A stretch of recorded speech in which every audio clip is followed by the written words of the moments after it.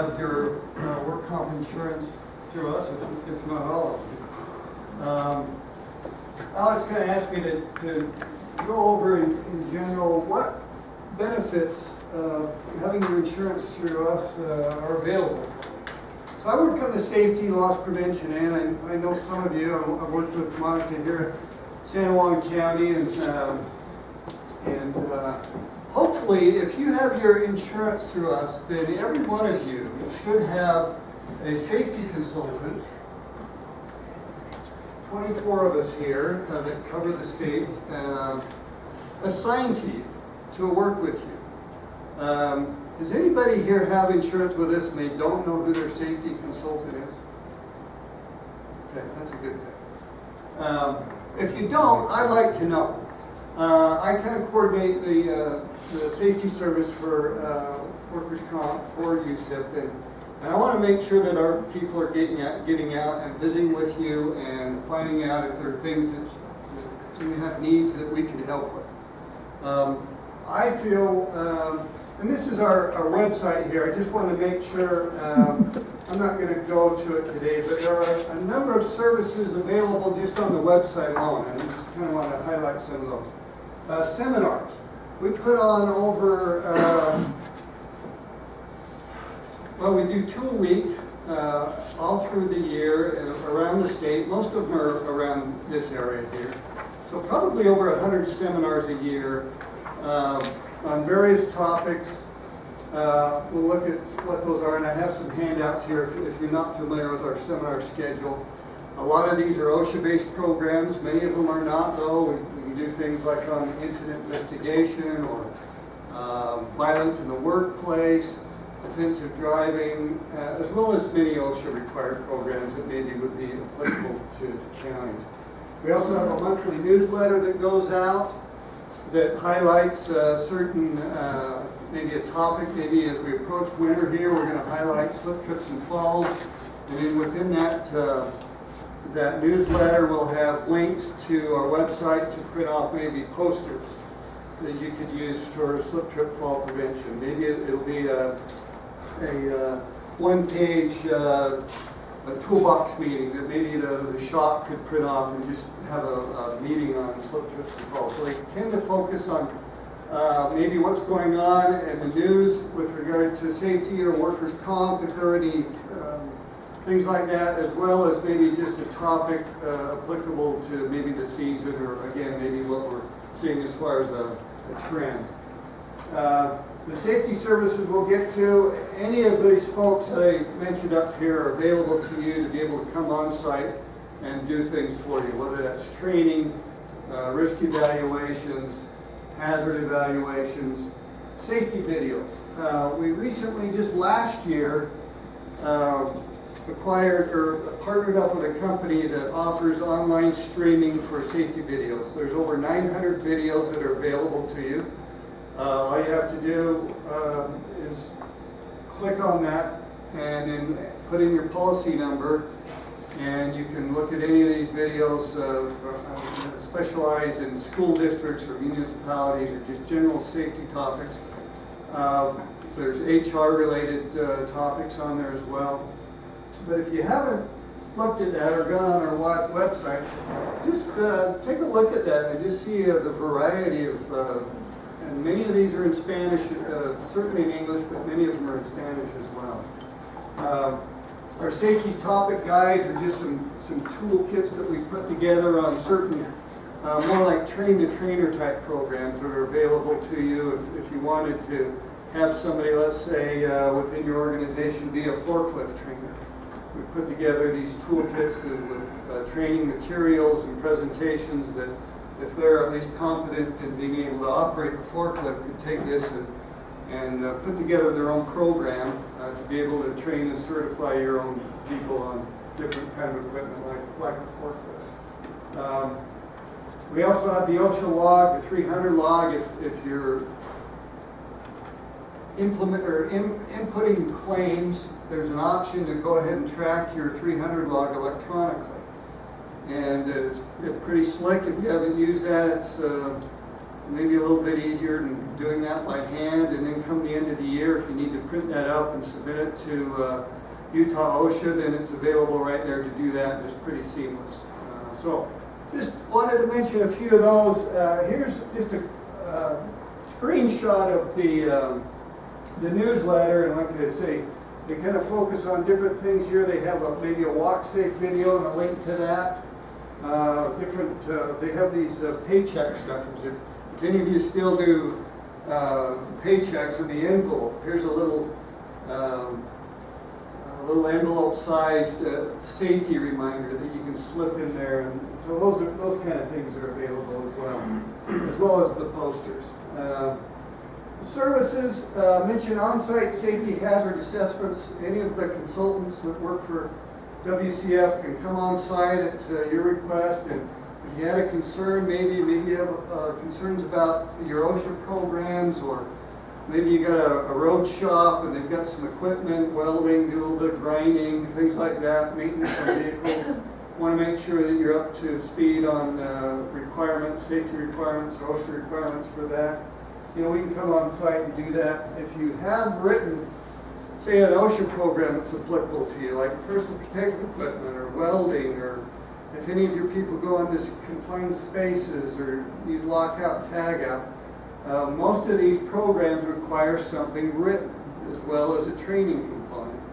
So if you don't have those, or if you're concerned that maybe you have the exposure but don't have the program, we could come on site, do a little bit of an evaluation, let you know, okay, this is what's required from a compliance standpoint. This is what we can do for you. We've got sample programs we could help put together for you. There's also a link on our site to go ahead and just put together more of a generic written safety program that would include applicable OSHA programs. Industrial hygiene services. Don't have a lot of this with counties, but you may have. If you've got a concern maybe with some equipment that produces a lot of noise. I had a request just maybe 2-3 months ago with West Valley City here.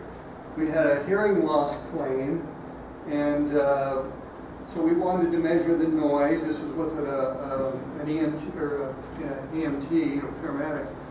We wanted to measure the noise that was produced by the fire engines or the ambulances that they drive, both outside and inside the cab.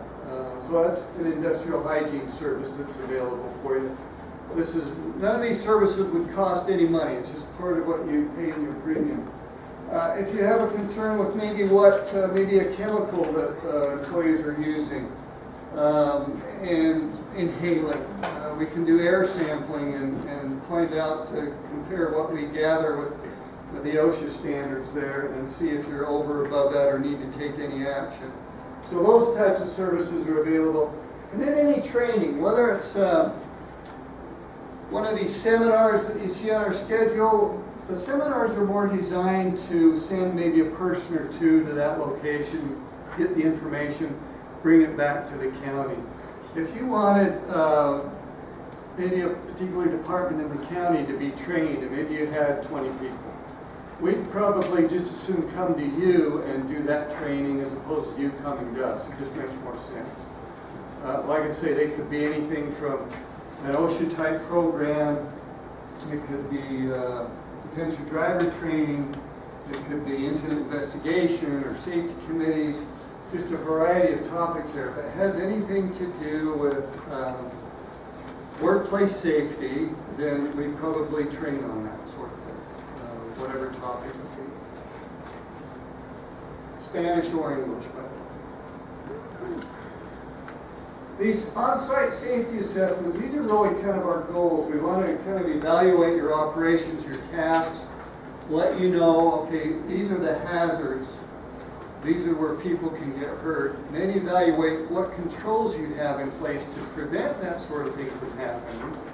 And then if there's a deficiency in those controls, then this is where we like to at least offer recommendations, saying, okay, we feel like maybe you need to guard this particular piece of equipment a little bit better, or maybe it's not guarded at all. And then we feel like maybe we really should do some training in this area. So not only point out the deficiencies, but then help you either put together a plan or have us come in and help you accomplish what the deficiency is and address those recommendations. Questions on that at all? I think most of you have probably used our services. I know, Monica, you have it. Just you're over the road shop there. And what kind of training have we done with you in the past? Like the point goods and Okay. we've done We've done, in fact, one of the programs that's available, I know that San Juan County took advantage of, was the National Safety Council's Defensive Driver Training Program.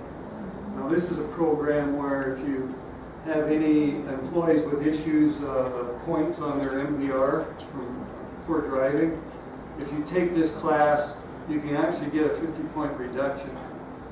So I know we did that with all the county employees probably 4 years ago.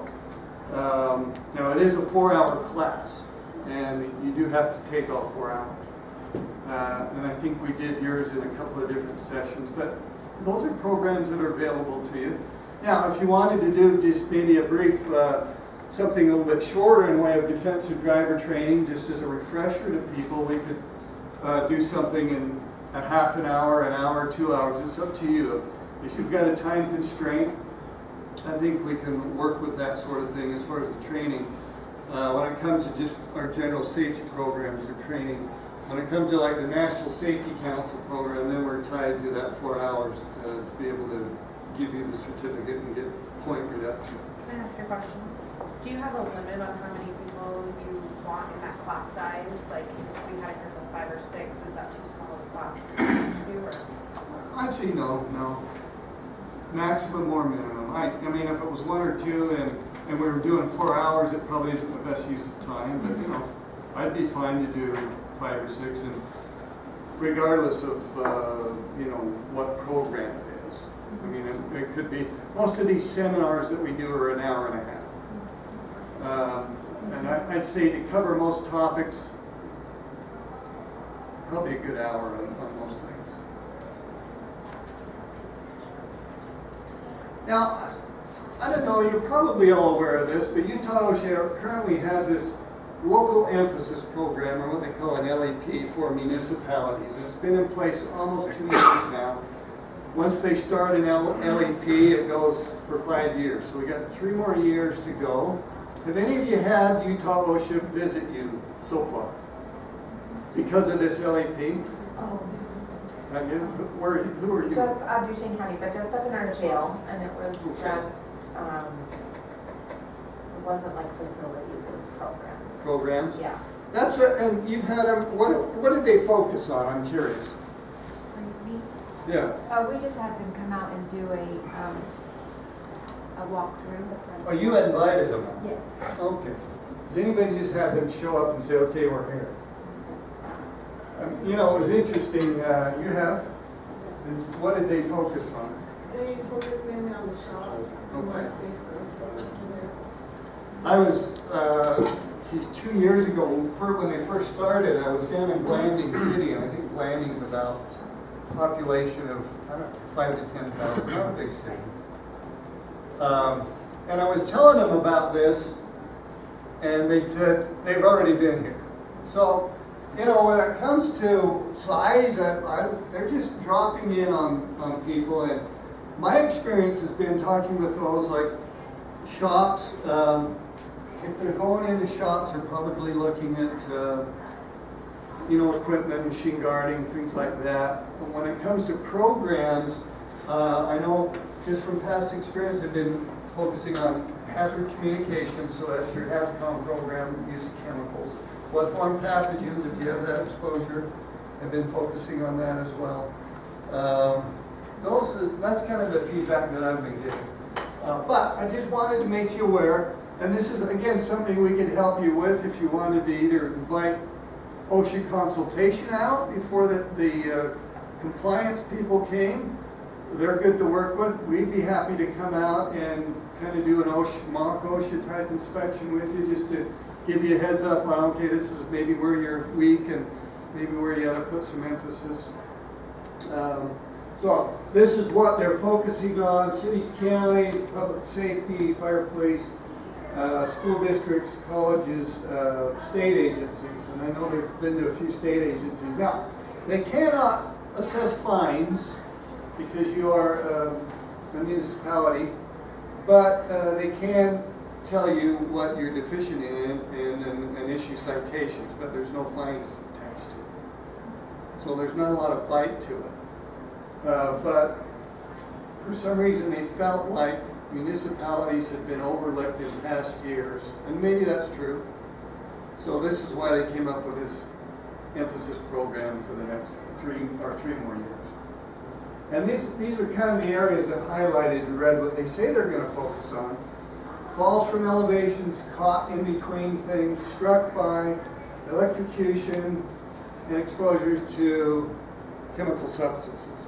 I find a lot of times they don't focus on that at all, and it just depends on the individual compliance rep. If they have an expertise in a certain area, that's where they tend to focus. But if you don't have your written OSHA programs that are applicable to you, I would at least start there. Everybody here probably should have a written HAZCOM program, because you're going to have some chemicals. May not be extensive, but you have some, everybody has some. All right. I just thought I'd throw this slide up here. This is 2017 Utah OSHA most frequently cited violations. Now, you may not have these exposures. These tend to be like fall protection and fall from scaffolds tend to be more construction related, and you may not be involved in construction, but if you have people that are working at heights, whether they're on a ladder or on just an elevator, maybe it's a mezzanine, you've got to have fall protection. And basically, unless you're doing construction work, fall protection kicks in at 4 feet. So if you've got a mezzanine in, let's say, a public workshop, and you have storage up there, and people get up there, that's probably at least 8 to 10 feet high right there. So those have to be typically guarded with a guard gun. I just wanted to show you. So this is typically what Utah OSHA tend to cite on versus federal. It's lockout, tagout, it's fall protection, it's this recording and reporting.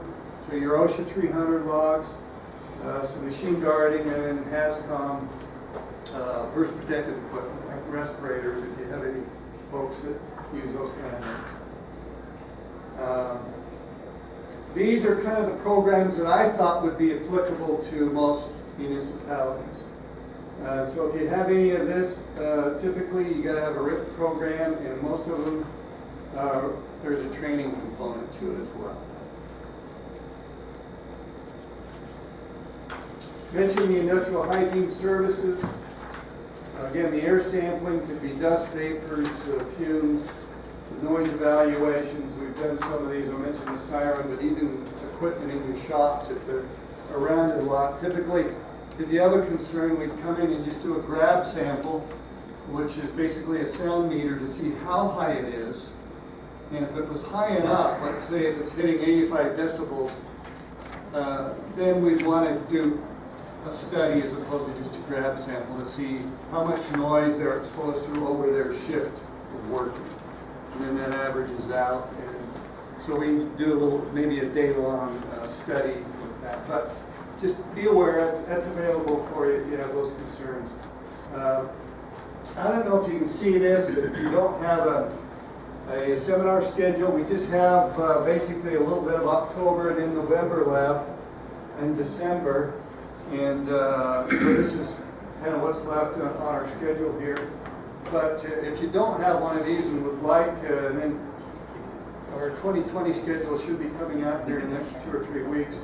We want to make sure that you have one of those so you can refer to it. This is just kind of a screenshot of those streaming videos I mentioned. Here's one on bloodborne pathogens for school teachers. I use these a lot and refer to policyholders a lot because there's just so many. I had the other day somebody asked me, do you have any training materials on, this was the state of Utah, School for the Deaf and Blind, and teachers and aides were getting hurt loading and unloading special needs students in wheelchairs and on and off buses, and lo and behold, they had a video. So if you have a need, take a look at this service. And like I say, these are all free. And the nice thing about this is you can, let's say you had, maybe you wanted all your road shop people to do a safety training on proper lifting. Well, you can assign that to them, and then there's a little quiz at the end that you can print off, and then they take, and then it's proof of training for one, and then proof that they took the training. So if you want to keep documentation of your training, this is nice because they come along with some of these things like these kids.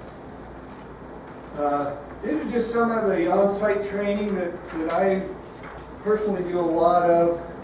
The defensive driving, the forklift, and again, we can do train the trainer with forklift, or you can have us come on and do the training. If you have mobile elevating work platforms, they call them mutes. So anything, a scissor lift, a boom lift, one of these little personnel lifts that are just one-man type lifts that go straight up and down. These all come under this umbrella of mobile elevating work platforms. People need to be trained on those. That was one area that we identified with San Juan County, that they've got a couple of lifts like this, but yet I don't know that anybody's ever been trained on them, and yet they use them. So if you have those, think about that, training. Some of these, like I say, OSHA required programs, PPE, controlling basic work comp costs, though. We're talking about a few things here today you can do, but if you wanted, you have maybe some people in the county just be acquainted with what drives your premium, your E-mods, and what you can do to help contain those costs or bring them down or reduce risk. You know, we do a seminar just based on those kind of things. Controlling your E-mod. I'll show you a report here that we can come in and do and show you if you had one big claim maybe that was driving your E-mod, what would happen if we took that claim out? What would it do to your E-mod? Or if maybe you didn't do return to work with a claim and it tended to drive up the cost on the lost time, and what would have happened if we could have done return to work and minimized or even eliminated that indemnity portion of the claim? We have the ability to show you what it would do to your E-mod, controlling and maybe taking out certain claims and then running that and then comparing the two E-mods. So, severe injury fatality prevention, that's another good one to do. If you were going to have a serious injury in your operations or a fatality, where would it be? Just finished surveys with West Valley City where we went around to their big departments, you know, the police, public works, recreation, fire, and did kind of a survey with each one of those. And, you know, we found some things that the city wasn't even aware that their policemen were doing, like getting up in a cherry picker lift and installing cameras in intersections. They had no idea they were doing that, and nobody had ever been trained on it. And I'll tell you, when it comes to serious injuries and fatalities, if you have any people that are involved in, let's say, confined spaces, entering those, working at heights, driving, doing or let's say performing a task that they maybe only do once or twice a year, or maybe every 3 years, that has a hazardous component to it. Because they don't do it that frequently and they're unfamiliar maybe with the operation, we tend to find a lot of serious injury with those kind of tasks. So, just coming in and evaluating, you know, this serious injury and fatality potential, I think is a good starting place for risk management in any of these municipalities and certainly in the counties. Something I'd recommend doing. Violence in the workplace, safety committees, these are things that we could come and provide some training on. Here's just that severe injury fatality questionnaire that we use as part of that evaluation here. Mentioned the certified DDC program for National Safety Council. This is just some information on that, but that's something that we provide. Safety culture assessment tools. I mentioned some of these toolkits that we put together.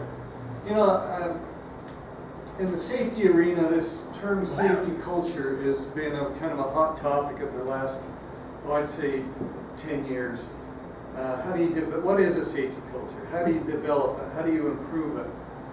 This is a good starting point, and this is all done online. It's totally anonymous, but it kind of gives it's something that we give to all the employees.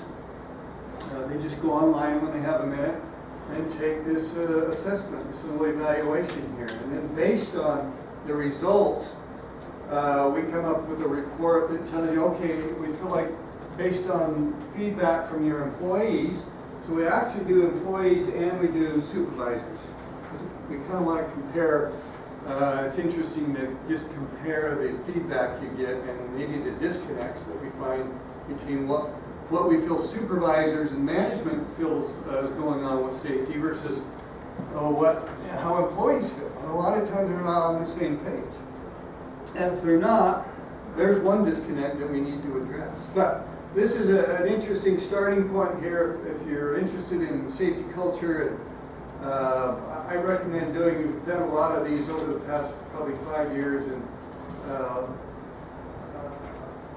I think it's an excellent tool to utilize. Another thing, you ever heard this term, what gets measured, gets managed, or gets done? I think it goes back to Peter Drucker's book back in the 1950s, but this is what we call the balanced safety scorecard, and it's a way to kind of track and measure your safety efforts. And so when we, like I said, when we measure things, things get done. And it kind of compares lagging indicators, and by that we mean what's your OSHA recordables or your last day incidents or things like that, things that you record or document kind of after the fact, versus maybe some leading indicators or what you do to be proactive with your safety. So maybe it's inspections, or maybe it's risk assessments, or maybe it's training and how many employees trained. Just kind of track those things. This is just an Excel-based program that if you're interested in something like this, we just email it out to you or send it to you on a jump drive or a CD. And I have a few clients that use these and really like it because they can track their activities, and they feel like this is a way to measure how effective they are. On our website, we have what we call the dashboard, and this is just a particular client here, no name on here, but if you've ever gone on our website and looked at, printed out maybe just a claims loss run, or what we call a claims analysis. This kind of gives you a 5-year, or maybe this is actually, we don't have it at the bottom here. Usually it's a 5-year analysis of total claims and break it out medical, indemnity, lost time, just so you can track what's going on. We also do something more similar like this with graphs. So if you wanted just a 5-year analysis, claims frequency versus cost. These are things that are available to you online, or we can calculate, print up, and bring out or send out to you. Indemnity claim trending. Here's just a 5-year analysis where we're having our claims. Is it strained by other, it's cuts, it's maybe strike type injuries, and then the same for cost. If you're interested in what's happening with regard to your county's work comp claims history, these are tools that are available to you. I recently, just today, was doing this, working on, so this is law enforcement, this is actually corrections here for the state of Utah. But it's interesting to see how many injuries are actually occurring that are related to training. I mean, you have to train. Officers and correctional guards have to stay in shape, and they have to do training to stay in shape and to be practice, cell extractions, things like that. But it's amazing how many training-related claims are occurring, and the cost associated with that. I mean, to me, that would be good information to know. So whether it's training or whether it's just dealing with aggressive inmates, who's the frequency breakout, or with motor vehicle, or just slips, trips, and falls, just in general. That's 27% of their costs there. To me, this is good information to know, so you can put together a program on how to address cost containment of our work comp injuries, and hopefully if we can address that, bring that down, then we're bringing down the cost. Lastly, here I mentioned this EMOD analysis. So this was a client that I have. It's a pretty good sized client. I'll bet their premiums in-state and out-of-state are over $3 million. And so they wanted to know, well, what's really driving our experience rating, our EMOD? And so this is a report I come up with. Their EMOD is normally a 1.01. And we went in here and then extracted every claim that if we took this claim out, that EMOD instead of 1.01 would drop it down to 0.997 or maybe 0.97. So by claim, we can see these are the claims that are really driving your EMOD. So if we extracted or controlled or prevented just this one claim here, instead of 1.01, you'd have a 0.97 EMOD. And then you go into the claim detail and see, okay, what happened with that? Did we use return to work? Was there surgery involved, or maybe some lost time that we couldn't avoid? Or was return to work utilized at all? What really drove the medical on some of these things? And then we look at trends. A lot of these we found were associated with trucking related claims in delivery of their product. And we found that the trucking side of things versus the retail side of things, they weren't doing any return to work at all. And so this tends to really drive up your EMOD. So if you're interested in knowing how we can reduce or contain our EMOD and how that would affect what we pay for premium, these reports are certainly available to you. All right. That's kind of what I had, just kind of a big overview and in a hurry to let you know kind of some of the services that are available to you. Are there any questions?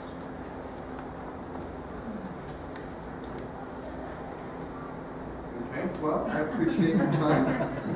And please let me know. I didn't have a handout of all my slides, but if you're interested in this presentation, I'd be glad to email it to you. If you have any concerns about the service you're getting from us as far as your safety and loss prevention, please contact me, Doug Love or dlove@wcf.com, and I will see to it that your needs are met. Thank you.